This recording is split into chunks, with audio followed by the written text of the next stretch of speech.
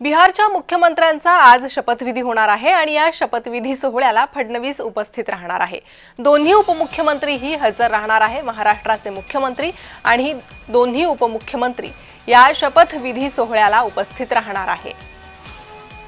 तर 10व्यांदा नितीश कुमार बिहारच्या मुख्यमंत्री पदाची शपथ घेणार आहे।